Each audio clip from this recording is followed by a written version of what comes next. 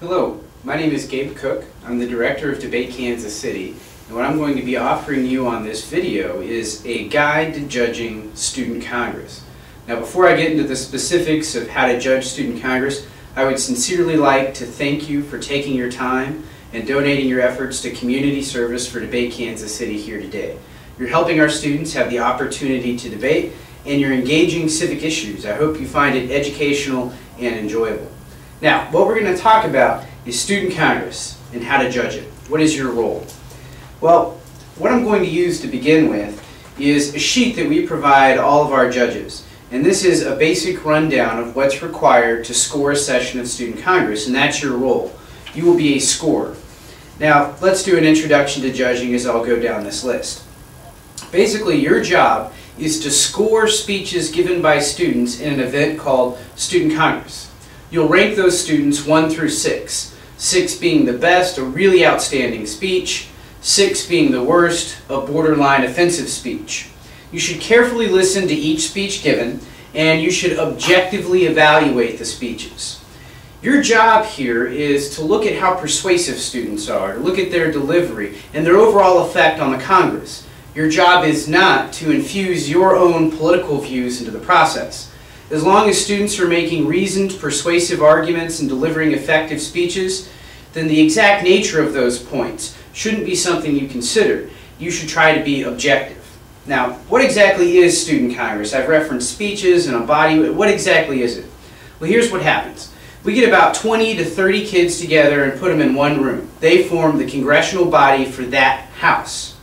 Those students follow what's known as Robert's Rules of Order. It governs who gets to speak and when and how to make motions. And basically, the students are mimicking the floor debate that you would see in the United States House of Representatives or the United States Senate. Those bodies also follow Robert's Rule of Order. And what the students have is a packet of legislation, bills and resolutions that they're going to give speeches in favor of and against. And after a series of back and forth speeches on one of those pieces of legislation, the students get to vote whether or not they want to pass it. Or they could also table it or amendment or do a number of other things that Robert's Rules of Order allows them to do. Now, in the room, you're going to have yourself as the scorer, and you're also going to have a presiding officer.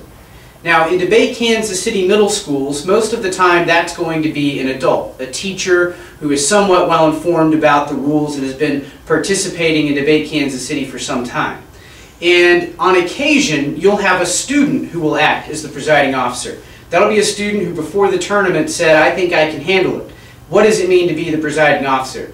It means that you're enforcing Robert's Rules of Order, that you're calling on people to give speeches and to ask questions, and that you're keeping track of the congressional body and the decisions that it's making. It's a very important position, and if a student can do that position, then they're going to be scored like a speaker, and we'll talk about that a little bit later. If it's an adult, their job is just to keep the session flowing.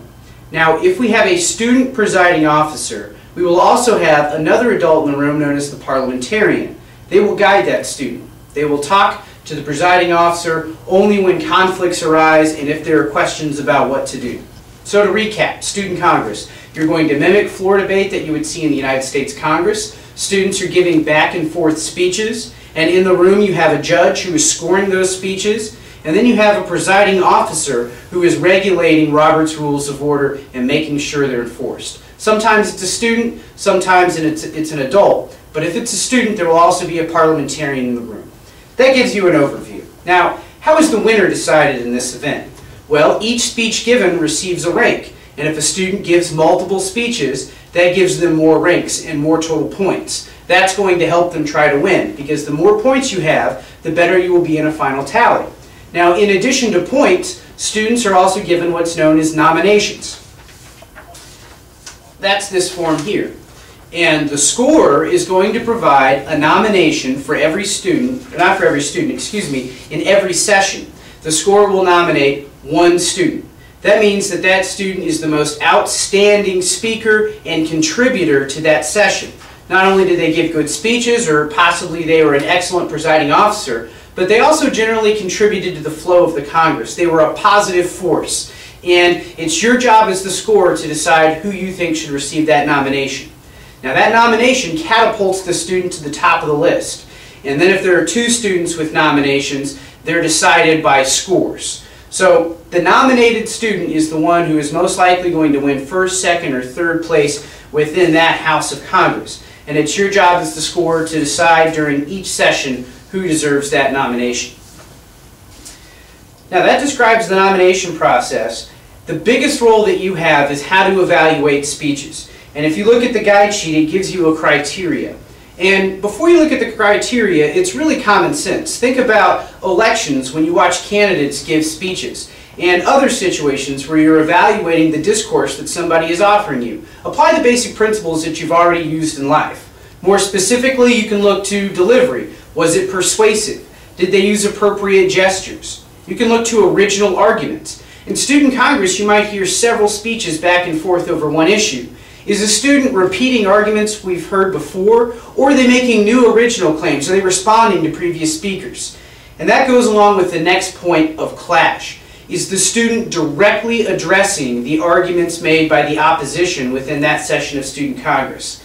The optimum of debate is when there's clash, when arguments directly confront one another. And when students achieve that, you should reward them. Also, analysis. Do they provide examples that relate to the topic? Are they using logic in a way that makes sense? And finally, evidence. We believe that all speakers should use some source of outside research to support the claims they're making in their speech. Now you rate those speeches 1 through 6, and I would have a hard time giving a student a 6 if they didn't have evidence within their speech. And when they cite evidence, they should provide you the publication and the date. Finally, filling out the ballot. You will have 1 ballot per student. You'll see that right here you write the student's name, and that over here you're going to write the name of the school. Then, for every speech the student gives, you give a rank on the same ballot, and you can provide comments. At the end of the round, you will turn the ballot in to the judges table or some other term and official. Now, a couple other questions you might have. That presiding officer thing. If a student is the presiding officer of the session, you will give them 1 speech score per session as though they were giving a speech. Were they a 6 as a presiding officer, a 5, a 4, etc. Also, there are questions allowed at times in between speeches. These questions can go to determining a nomination, but these questions aren't necessarily used in evaluating a student's speech. Now, if a student devotes extra speech time and some of their extra speech time at the end to questions, and they do a great job answering those questions, it can affect the speech and the score that you give them. So, I hope that you have enjoyed this basic summary of how to judge Student Congress, and we greatly appreciate your time.